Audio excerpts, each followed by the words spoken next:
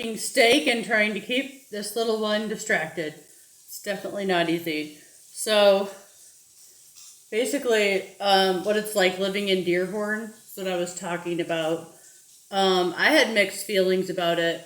I moved there just to do evangelism to the Muslim people, and because I had a relationship in Dearborn, so it just made sense to live there because I like reaching out to Muslim people. And I started evangelizing them 10 years ago when I was doing a park ministry, and that lasted about 7 years.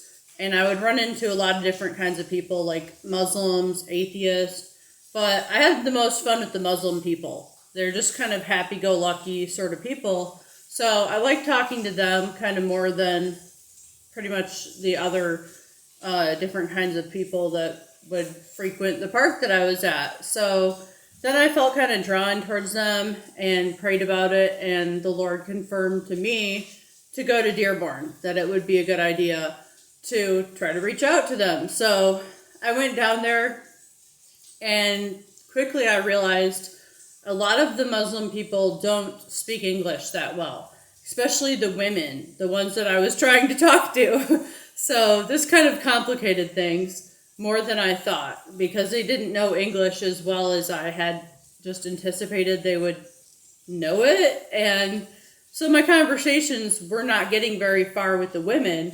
The men will talk to you all day long if you show up and you're American and you're blonde, but their goal usually isn't to just convert to Christianity. They have other things in mind. So you gotta kind of end those conversations and walk away, because they don't have any, they believe in polygamy. So they don't really have standards for their relationships, where we would say, don't talk to other women, don't flirt with other women. As Christians, don't do this, like don't try to pursue other women. In a Muslim relationship, it's more of an open relationship on the man's side. The man can actually seek other wives. So I've had Muslim men maybe jokingly say, "Why don't you become one of my wives?" And I'm like, "I'm good, no thanks." Like, nope, I'm good. So I had mixed feelings about it once I got there. It wasn't exactly the way that I thought it would go. I thought it would be a lot easier to convert them, and I thought they would know English better. So that was kind of a surprise. I started feeling pretty isolated there, because in Dearborn, there's not that many Americans, and a lot of the Americans, they're not really devout Christians, so they'll drink and stuff like that. So they're just doing stuff that I wasn't interested in doing. I haven't been to a bar ever in my whole life, so I don't want to go to the bar. I don't want to go drinking, and that's pretty much all the American people do there. So it's just I'm good. And then the Muslims kind of have their own family things going on all the time. They're celebrating new babies, and they love new babies. When I would bring my babies out with me and knock on their doors to talk to them about Christ, they would really ogle the baby. And anywhere I brought my other two, they would really just smother the baby with kisses and love and stuff like that. So that was kind of fun. The Muslim women will hug you a lot, which is so foreign to Americans, because Americans just don't really hug each other. So that was something that I had to get used to, but they were thankful for the evangelistic material I was giving them, so they were all pretty welcoming and kind about it. So that was fun.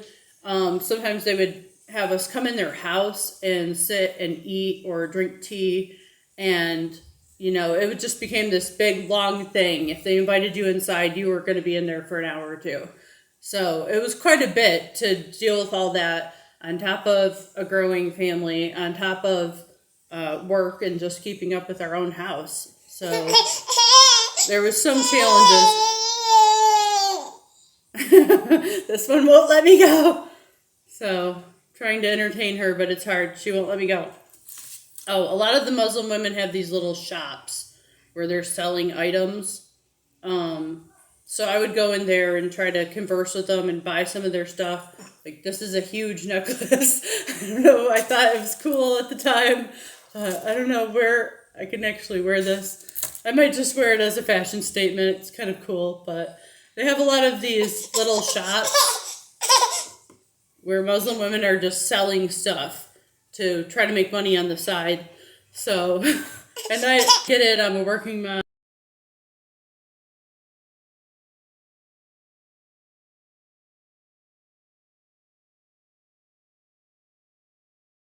so I understand trying to make money on the side.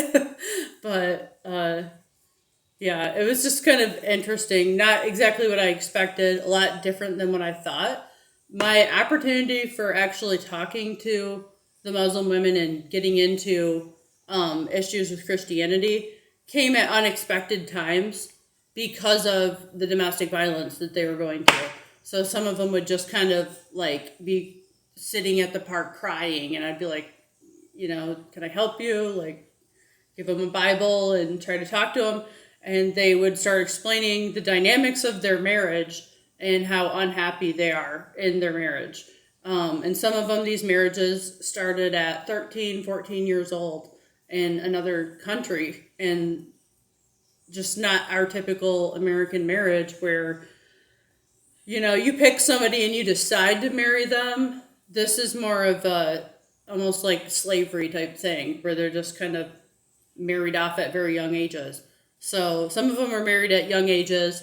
They don't understand the laws in America. So I would explain, like, the laws here protect you from domestic violence, and there's resources and there's shelters, and I would kind of direct them towards all these resources.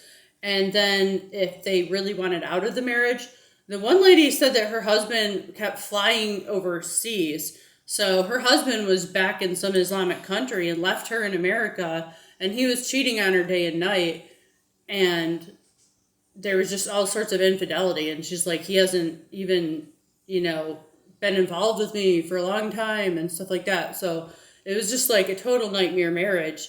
And he was actually out of town in some foreign country. So I explained to her how to file divorce, and I explained to her that she would get some of the property. Usually, not always, but usually you're going to get some of the property and some of the money, and usually the children go to the mother. So that sort of stuff comforted her, because in other countries, in Islamic run countries, it's not that way. Apparently, for a woman to divorce, the woman has to walk away with like nothing. In some of these countries, they're not going to get anything. So that was kind of the highlight, basically helping some of these women and explaining to them, you're not in a foreign country, you're in America, and things are so different here. There's actually protection for you, and there's places you can go, and you can file divorce all by yourself. Like, so I don't know.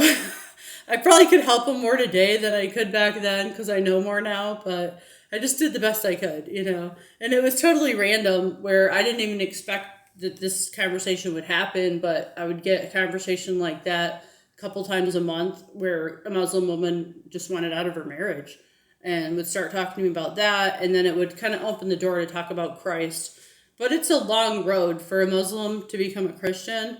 It's really making like a 5-year commitment if you're really going to win them. And there's one Muslim woman where I just made a commitment to her in Kalamazoo and just kept talking to her for about 5 years. And she did end up converting. She started going to church, and she's separated from her husband. I don't know if they ended up divorcing, but there's, you have to make a real commitment to these people, because it takes a long time for them to come around. They're coming from a completely different place in the world. They're used to completely different laws and completely different culture and completely different religion. So it's not as easy as I thought it would be. Like, let's just knock on all their doors and they're all going to get saved. It wasn't that easy. It was quite difficult. So the first year seemed really great with my husband at the time, but then his addiction problems that I didn't know he had started just taking over, and then we ended up splitting up several times. So I was kind of stuck in the drama of my relationship falling apart and more focused on that at one point.